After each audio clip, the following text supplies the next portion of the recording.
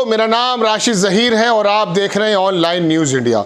आपको मालूम है निज़ामुद्दीन मरकज़ तबलीगी जमात जिसके ऊपर तमाम तरह के आरोप लगाए गए और मेन स्ट्रीम मीडिया ने कोई कमी नहीं छोड़ी और ये बता दिया गया कि यहाँ से निकलने वाले जो तबलीगी होते हैं, जो अपना धर्म का प्रचार करते हैं मस्जिदों में जाकर, वो बेसिकली कोरोना स्प्रेडर हैं।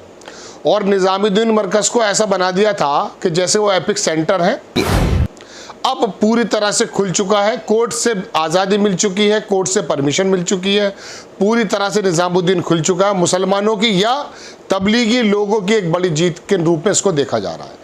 आपको मैं खबर दिखाता हूँ, एनडीटीवी ने इसको छापा कि निज़ामुद्दीन का मरकज़ शब बारात के लिए 2 साल बाद फिर से खुला।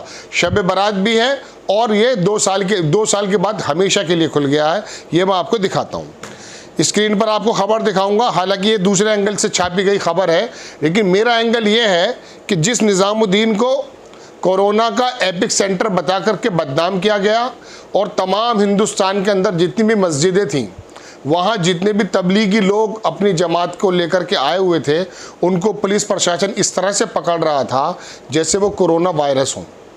अब उनकी जीत ये है कि कोर्ट ने उन तमाम चीज़ों को झुटलाते हुए उस निज़ामुद्दीन मरकज़ को, जहाँ पर कई हज़ार लोग एक साथ जमा हो सकते हैं, उनकी सारी मंजिलों को, 4 मंजिलें लगभग उसके अंदर, सबको खोलने का आदेश दिया है। एनडीटीवी छापता है कि दिल्ली हाई कोर्ट ने मरकज़ की 3 मंजिल को फिर से खोलने की अनुमति देते हुए कहा कि आगंतुकों, जो आने वाले लोग हैं, उन्हें कोविड-19 का प्रोटोकॉल का पालन किया जाए।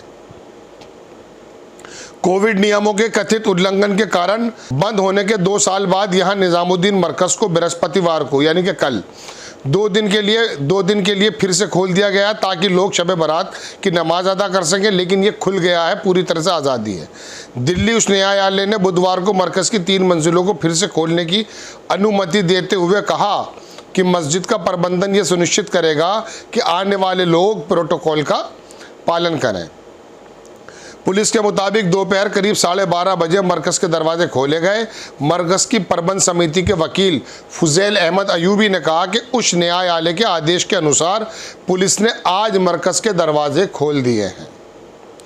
निज़ामुद्दीन मरकज़ 2020 में विवाद के केंद्र में था, जब तबलीगी जमात द्वारा आयोजित एक कार्यक्रम में शामिल होने वाले कई लोग कोरोना वायरस से संक्रमित पाए गए थे। इसके बाद मरकज़ को बंद कर दिया गया था। अदालत ने अपने आदेश में कहा कि मस्जिद भवन के भूतल और 3 अन्य मंजिलों, जो ग्राउंड फ्लोर है वो, और 3 अन्य मंजिलों को खोला जाएगा। चलिए खैर, हम आपको बताना चाहते थे, न्यायमूर्ति मनोज कुमार ओहरी ने तमाम लोगों से ये बात कही है। बहरहाल दर्शकों, मरकज़ यानी कि निज़ामुद्दीन मरकज़ खोलना, तबलीगी जमात पर तमाम वो लगे आरोप जिनके बारे में पूरे हिंदुस्तान के अंदर एक नैरेटिव ये बना दिया गया था कि गोया के पूरे हिंदुस्तान के अंदर कोविड जो है, यानी कि कोरोना, शायद मरकज़ से फैला है।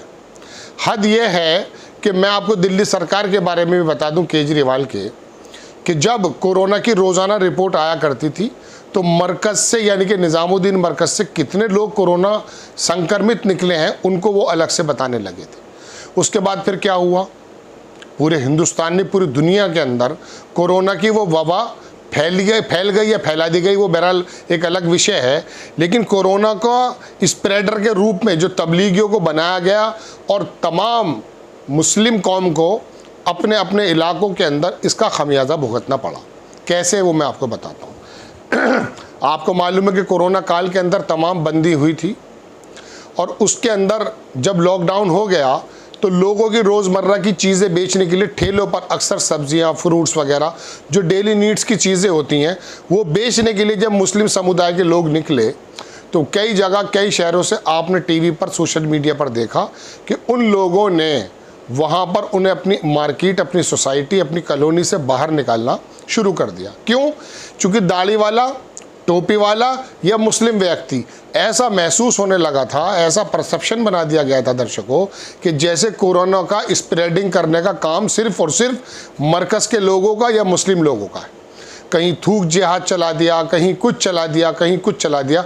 अब ये हाई कोर्ट का जो आदेश आया है हालांकि मैं आपको बताऊं दर्शकों कि जिस समय ये मरकज़ यानी कि निज़ामुद्दीन मरकज़ पर तालाबंदी की गई लॉकडाउन के टाइम में, उस वक्त आपको मालूम है क्या था, उस वक्त मध्य प्रदेश की सरकार बनाई जा रही थी तोड़ फोड़ करके। वहाँ पर शिवराज चौहान के लोग, भारतीय जनता पार्टी के लोग इकट्ठा थे, उसमें कोई प्रॉब्लम नहीं हुई। मैं आपको कई मंदिरों की बात बताना अगर शुरू करूंगा तो कंपैरिजन हो जाएगा, लेकिन हिंदुस्तान के बड़े बड़े जो मंदिर हैं वहाँ पर कितने कितने लोग इकट्ठे थे इन्हीं तारीखों में। उसको नहीं बनाया गया, उसको नहीं कहा गया कि यहाँ पर लोग इकट्ठे थे। मैं आपको बताता हूँ कि उस समय हरिद्वार के अंदर, इसी बार की तो मैं आपको बताऊँ, हरिद्वार के अंदर कुंभ चल रहा था, वहाँ से निकलने वाले मध्य प्रदेश के एक गाँव के अंदर जितने लोग आए सब कोरोना पीड़ित थे। इस पर हंगामा नहीं मचाया यहाँ की मेन स्ट्रीम मीडिया ने, मचाया किस पर? मौलाना साद पर। अब मौलाना साद के हक में, निज़ामुद्दीन मरकज़ के हक में ये फैसला आ गया कि खोल दिया जाए। अब ये बताइए कि वो दीपक चौरसिया जो टीवी पर बैठकर उछलता था बंदरों की तरह और कहता था कि ये मौलाना साद कहाँ पर है, और मरकज़ निज़ामुद्दीन तमाम उसको बदनाम करने की कोशिश की जाती थी। दर्शकों, इस बात का फैसला ये करें कि अब ये खोला गया, और शुरू में इसको खोलने की जो अनुमति दी गई थी वो निचले स्तर की दी गई थी। मरकज़ निज़ामुद्दीन के जो जिम्मेदार लोग हैं उन्होंने इसको इनकार कर दिया, कहा जब तक पूरी तरह से मरकज़ नहीं खोलेगा हम इसका ताला नहीं खोलेंगे। पूरी तरह से परमिशन मिली, अब वो मरकज़ खुल गया। कहने का मतलब यह है कि परसेप्शन जो सोशल मीडिया या मेन स्ट्रीम मीडिया के माध्यम से बनाया गया था और पूरे हिंदुस्तान के अंदर मुसलमानों को और ख़ास जमात को, दाढ़ी वालों को और तबलीग वालों को इस तरह से जो है टारगेट किया गया था कि गोया कि यही कोरोना को फैलाने की असली जड़ है।